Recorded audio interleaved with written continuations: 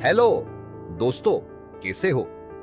आशा करता हूं अच्छे होगे। तो आइए इस मजेदार कहानी की शुरुआत करते हैं।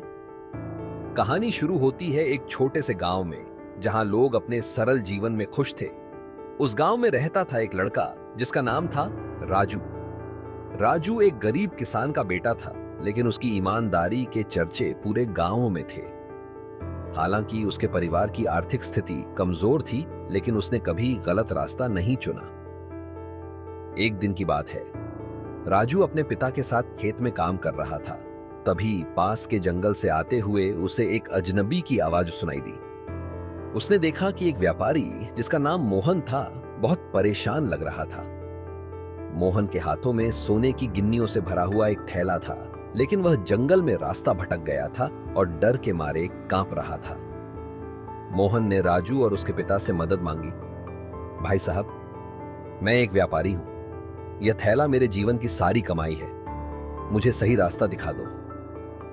राजू के पिता ने मोहन को समझाया, यह गांव बहुत सुरक्षित है, तुम यहां बिना किसी डर के रुक सकते हो। मोहन ने राहत की सांस ली और राजू के पिता के कहने पर उनके घर रुक गया। उस रात मोहन ने अपना थैला एक कोने में रख दिया और सोने चला गया।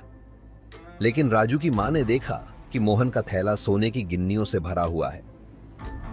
रात के सन्नाटे में राजू के पिता ने अपनी पत्नी से कहा, सोचो, अगर हम इस थैले को रख लें तो हमारी गरीबी हमेशा के लिए खत्म हो सकती है। राजू की मां ने भी कुछ देर सोचा, लेकिन फिर बोली, नहीं, यह हमारी नैतिकता के खिलाफ होगा। दूसरी सुबह जब मोहन जागा, उसने देखा कि उसका थैला उसी जगह पर है जहां उसने रखा था। मोहन ने राजू के पिता से कहा, आपने मेरा विश्वास बनाए रखा, मैं आपका आभारी हूं। लेकिन असली परीक्षा तो अब शुरू होने वाली थी। अगले दिन मोहन ने राजू से कहा, राजू, मैं तुम्हारी ईमानदारी परखना चाहता हूं। क्या तुम मेरे साथ बाजार चलोगे? राजू सहर्ष तैयार हो गया। बाजार पहुंचते ही मोहन ने एक व्यापारी से सौदा किया और जानबूझकर अपना बटुआ वहीं छोड़ दिया। जब राजू ने देखा कि मोहन का बटुआ वहीं पड़ा है, तो उसने तुरंत उठाया और मोहन को लौटाते हुए कहा, चाचा, आपका बटुआ गिर गया था। मोहन मुस्कुराया और राजू से कहा, राजू, तुम्हारी ईमानदारी अब दुनिया को एक नई कहानी बताएगी। तुमने मुझे सिखाया कि ईमानदारी सबसे बड़ी संपत्ति है।